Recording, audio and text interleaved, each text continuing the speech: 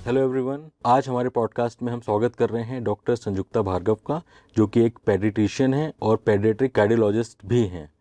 आज हम उनसे बच्चों के दिल से जुड़ी कुछ बहुत ही इम्पोर्टेंट प्रॉब्लम्स जैसे कि कॉन्जेनाइटल हार्ट डिसीज़ के बारे में सीधी, सरल और रियल बात करने वाले हैं। Hello ma'am, welcome to hello. Our show.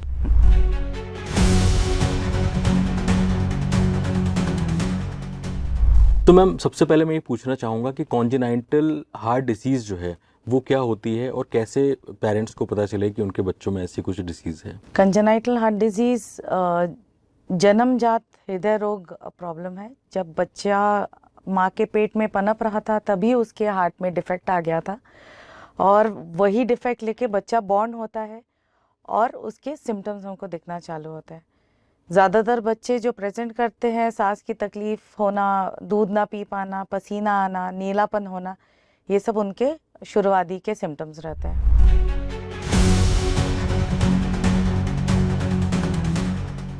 India में CHD कितनी कॉमन है? It's quite common actually. Every 1000 live births में 9 बच्चे ऐसे पैदा हो रहे हैं जिनमें हार्ट की बीमारी है। हर साल 2 लाख बच्चे ऐसे पैदा हो रहे हैं जिनमें हार्ट की तकलीफ है। And approximately 25% of these children, उनको जन्म के पहले साल में ही किसी प्रकार का सर्जिकल या इंटरवेंशनल ट्रीटमेंट लग जाएगा, otherwise they will not survive the first year of life.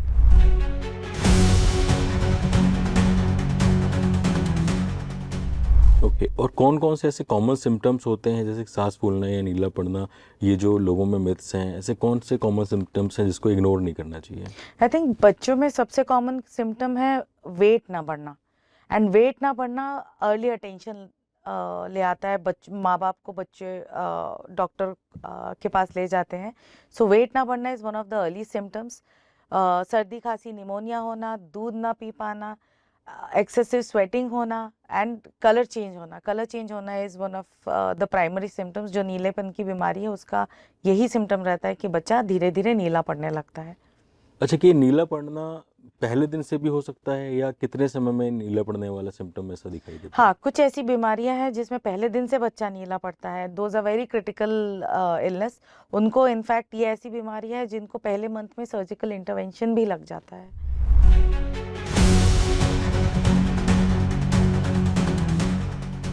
क्योंकि प्रेगनेंसी के टाइम पर भी ऐसा कुछ हो सकता है जिसकी वजह से ये प्रॉब्लम आती हो ड्यूरिंग प्रेगनेंसी। जी, बहुत अनफॉर्चुनेटली 80% कार्डियक इलनेस जो बच्चों में हो रही है उसका सटीक कारण कभी भी नहीं मिल पाया है। लेकिन ऐसा माना जाता है अगर माँ को प्रेगनेंसी के फर्स्ट मंथ में इन्फेक्शन होता है, सर्दी खांसी, जिसके लिए वैक्सीनेशंस भी आजकल आ गई हैं, इन कुछ वायरल इन्फेक्शंस है जैसे रूबेला, CMV, ये सब की वजह से बच्चे के हार्ट में बीमारी हो सकती है। ऑल्सो ऐसे काफ़ी मेडिकेशंस है जैसे हाइपरटेंशन के मेडिकेशंस, झटके की दवाइयाँ, ये सब मेडिकेशंस के वजह से भी बच्चों के हार्ट में बीमारी होती है।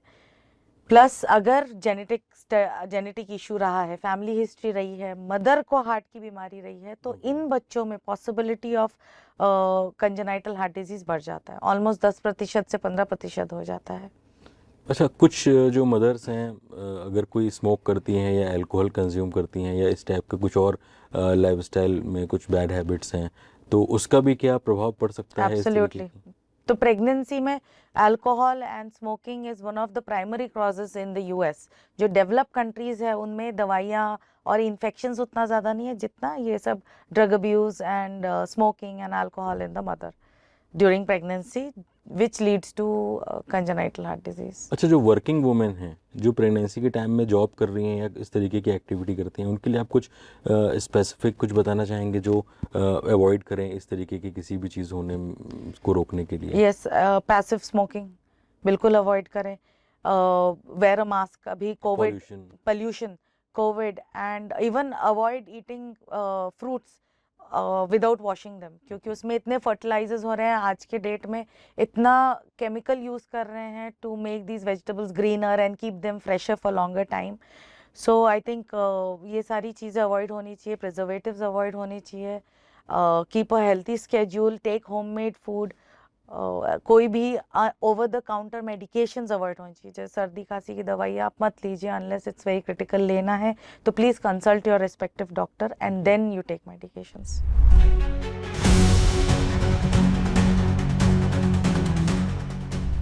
और ड्यूरिंग प्रेगनेंसी ऐसे कौन से डायग्नोसिस हैं, ऐसे कौन से टेस्ट हैं जिसके थ्रू हम ऐसा CHD की प्रॉब्लम्स को हम पकड़ सकते हैं? तो अभी बहुत ही कॉमनली होने लगा है फीटल इको, जो कि प्रेगनेंसी के 18 to 22 वीक्स के बीच में किया जाता है, जिसमें ज़्यादातर सारे बच्चों के डिफेक्ट, हार्ट की डिफेक्ट डिटेक्ट हो जाती है। और उस हिसाब से हम प्लान कर सकते हैं वेदर ये फीटस या ये प्रेगनेंसी वायबल है कि नहीं टू लाइफ, क्या आगे उनकी लाइफ ठीक रहेगी। अगर ज़्यादा कॉम्प्लेक्स हार्ट डिजीज़ है तो there are some norms where they can choose to discontinue. और ये फीटल ग्रोथ के कितने टाइम में हमको पता चल जाएगा कि ये है? जैसे टारगेट स्कैन्स होते हैं टारगेट बहुत सारे। Scan 18 to 22 weeks 22 approximately 4 to 5 months of pregnancy के बीच में कर लेते हैं। और इसमें अगर ऐसा पता चल जाए कि ऐसा कुछ प्रॉब्लम है तो क्या हमको मतलब प्रेगनेंसी कंटिन्यू करना चाहिए कि उसको रोक देना चाहिए?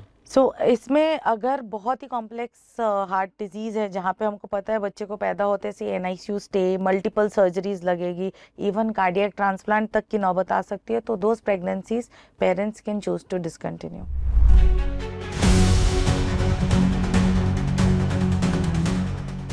ये कितने प्रकार की, कितने टाइप्स की होती हैं CHDs? मोस्टली 3 प्रकार की होती है। पहले तो जिनमें छेद की बीमारी बोली जाती है, जिसमें ऑक्सीजन का मात्रा मेंटेन रहता है, लेकिन बॉडी में जो जितना अमाउंट ऑफ खून पहुंचना चाहिए उतना नहीं पहुंच पाता है, जिस वजह से बच्चे का वजन नहीं बढ़ पाता है, जैसे ASD, VSD, PDA। Second criteria आता है जो नीलेपन की बीमारी हो या साइनोटिक कंजेनाइटल हार्ट डिजीज, जहाँ पे फेफड़े के साइड की नली में खून कम जा रहा है, तो ऑक्सीजन का लेवल कम हो जाता है, बच्चे को सारी तकलीफ कम ऑक्सीजन की वजह से होता है। और तीसरा वैरायटी है जब मेन नली जो खून लेके पूरे बॉडी में सप्लाई कर रही है उसमें रुकावट आती है, तो उसमें भी बच्चे जल्दी प्रेजेंट करते हैं क्योंकि बॉडी के वाइटल ऑर्गन्स में खून कम पहुंच पाता है। ये मेन 3 प्रकार की हार्ट की तकलीफ रहती है।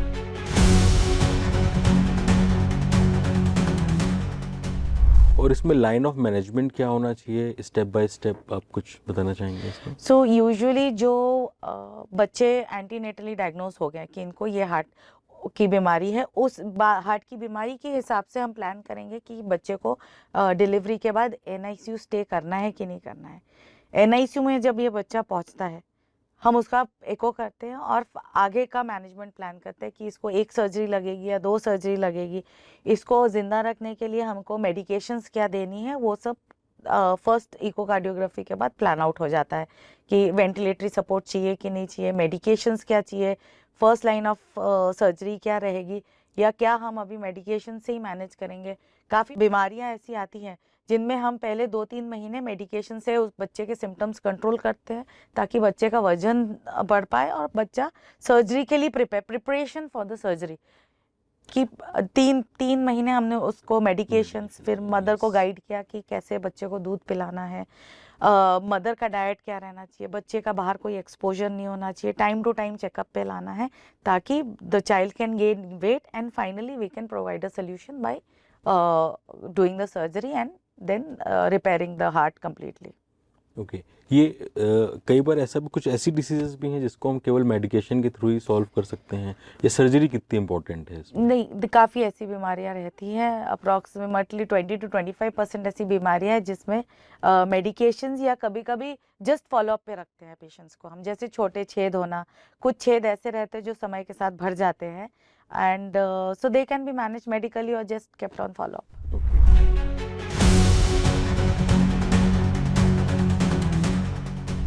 सर्जरी के लिए क्या सही टाइम होता है एक छोटे बच्चे में सर्जरी कराने का, और कब तक हम इसको डिले कर सकते हैं, और क्या डिले करना डेंजरस भी हो सकता है?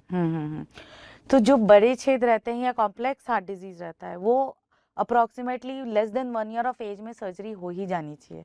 बड़े छेद वाले because as the time passes ज़्यादा खून जा जाके फेफड़े के नस को डैमेज कर देता है और वो इनऑपरेबल हो जाता है, फिर बच्चे को उस बीमारी के साथ, उस तकलीफ के साथ ही अपनी लाइफ लीड करनी पड़ेगी। अगर बच्चे को छोटा छेद है या मीडियम साइज छेद है, they should stay in close follow up with the doctor who will guide them कि अभी दवाइयाँ क्या चलानी है या हमको किस टाइम पे इसको इंटरवेंशनल या सर्जिकल ट्रीटमेंट करना है।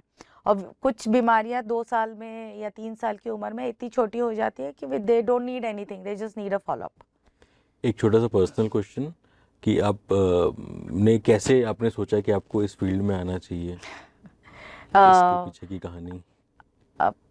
साईं बाबा का हाथ है आई थिंक, बिकॉज जो हम सत्य साई गए which was completely dedicated congenital heart disease, उधर का सेटअप, उधर की एम्बियंस, उधर के पेशेंट्स देख के आपका ऑटोमेटिकली मन ऐसा करेगा कि आप भी इसी लाइन में लग जाओ, आप ही यही चीज़ करो कि छोटे बच्चों को कैसे मदद कर सकते हैं, how to send these children back home to their parents. I think वही मोटो बन जाता है कि इनको तो घर भेजो। अच्छा, उसके बाद आपने शेर अरविंदो हॉस्पिटल ज्वाइन किया जी। तो शेर अरविंदो हॉस्पिटल में किस टाइप का हम ट्रीटमेंट प्रोवाइड कर रहे हैं, किस टाइप की कार्डियक यूनिट है, कैसे शुरुआत शायद आपने इसको स्टार्ट करवाया था? So it's been around 4 years now जो हम cardiac dedicated cardiac unit run कर रहे हैं।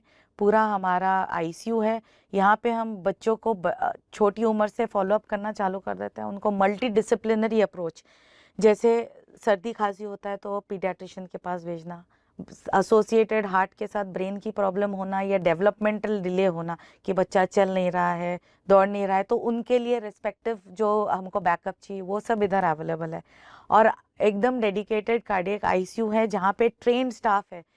इस फील्ड में चैलेंजेस बहुत है, जैसे पर्टिकुलर ट्रेन स्टाफ भी बहुत मुश्किल से मिलते हैं। सो अभी हमारा पूरा जो स्टाफ है they are all train to handle the small children जिनको इतनी बड़ी बड़ी बीमारियां हैं, जो सर्जरी के बाद शिफ्ट होते हैं और उधर से ही डिस्चार्ज होते हैं, उनका केयर करना, उनको कैसे then follow up, most importantly discharge हो जाते हैं फिर वो फॉलोअप पे आते हैं, कब कब फॉलोअप करना, फिर मेडिकेशंस हम धीरे धीरे कम करते हैं। So and long term processing, ये बच्चे जब कल को स्कूल जाएंगे तो उनको क्या केयर करना है, हमारे पास कब दिखाने आना है, मेडिकेशंस कब तक चलती रहेंगी। सो ये पूरा हमारा सेटअप बन चुका है। पिछले 4 सालों में बहुत सारे केसेस हो चुके हैं, हमारे ओपीडी नंबर्स भी बहुत हाई हैं और सर्जरीज के बाद फॉलोअप्स भी अब बहुत हाई हो गए हैं। That's a good thing. So अब तक लगभग कितने यहाँ पर पेशेंट्स का पिछले 4 साल में कुछ है ऐसे स्टैट्स आप बताना चाहेंगे? Yes, of course. I think we are about to reach a 700 surgeries Okay. post-ops, and cardiac patients, though it's beyond 2000 to 3000 patients who various प्रकार के, किसी को छोटा छेद था, किसी को बड़ा छेद था, Okay. so किसी को cardiac infection था. So if I put the whole figure together, at least 2 to 3000 cardiac patients are in our follow-up. Okay, इसमें जो मैं पूछना चाहूँगा कि नॉर्मल लाइफ फैक्टर क्या है आफ्टर सीएचडी ट्रीटमेंट के बाद का? स्पोर्ट्स, नॉर्मल स्कूलिंग, या अगर कोई आर्मी वगैरह में जाना चाहे तो क्या वो कंटिन्यू कर सकता है उसको? So 80% can resume, 80 to 90% can resume normal life. In fact, abhi recently there was this Olympic champion, Mr. White, who took part in Olympics and got some medal. He also had congenital heart disease. So all in all, they can resume normal life.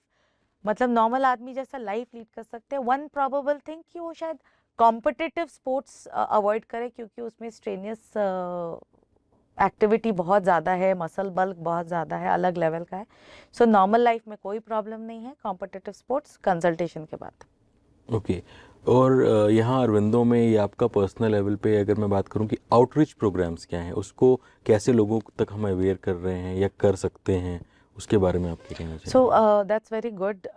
इधर से हम camps करते हैं काफ़ी regular basis पे, एकदम periphery में जाके। कैंप्स में काफ़ी कार्डियक डिजीज़ डिटेक्ट होती है, फिर उनको समाधान किया जाता है। Also we have made a network जहाँ पे वन स्टॉप सोल्यूशन है कि पेशेंट और डॉक्टर के बीच में बस एक कम्युनिकेटर है। अगर उनको कोई दिक्कत हो रहा है, वो उन कम्युनिकेटर को डायरेक्ट कांटेक्ट करते हैं और वो हमसे इन्फॉर्मेशन लेते हैं कि इनको कब फॉलोअप पे बुलाना है या क्या जांचें करानी है और do they need admission immediately.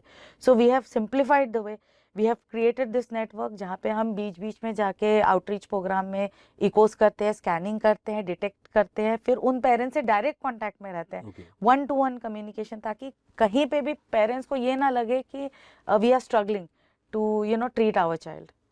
और ये जो कैंप्स होते हैं इसमें मतलब ये सब रिमोट एरियाज़ में हो रहे हैं, और इसमें क्या डोर टू डोर भी कनेक्शन किया जाता है? जो door to door connection might not, but yes, तो रिस्पेक्टिव डिस्ट्रिक्ट के doctors they go over there and tell them, inform them about when they should come for checkup, और हमारा camp कब होने वाला है, तो वो बच्चे को लेके आए कृपया। और most importantly these Okay. Doctors they are identifying patients कि आप अपने बच्चों को दिखाइए प्लीज़। ओके, सो मैम आज के पॉडकास्ट का कुछ टेक होम मैसेज आप देना चाहेंगे लोगों को, ऑडियंस को? अगर आपको 1% भी लगता है कि आपके बच्चे के हार्ट में कोई भी बीमारी हो सकती है, तो प्लीज़ हम सब इधर आपके बच्चे को सही दिशा दिखाने के लिए बैठे हुए हैं, तो आप प्लीज़ कंसल्ट करिए, सही राय लीजिए, लेकिन घर पे मत बैठिए। All the information is available Google में, हिंदी में, इंग्लिश में, जो भाषा आपको समझ में आती है। द ओनली थिंग अभी नहीं होना चाहिए कि घर बैठे बच्चा नहीं सफ़र करना चाहिए। The child deserves a treatment, child deserves a better life. So thank you doctor Bhargav, आपने अपने शेड्यूल में से इतना टाइम निकाला, इतनी ज़रूरी बातें हमसे शेयर करी, और उसके लिए थैंक यू। आई होप लोगों को काफ़ी सारी जानकारी मिली होगी कॉन्जेनाइटल हार्ट डिसीज़ के बारे में। सो थैंक यू सो मच। हम मिलेंगे अपने नेक्स्ट एपिसोड में कुछ और जानकारियों के साथ। Thank you so much. Okay, thank you.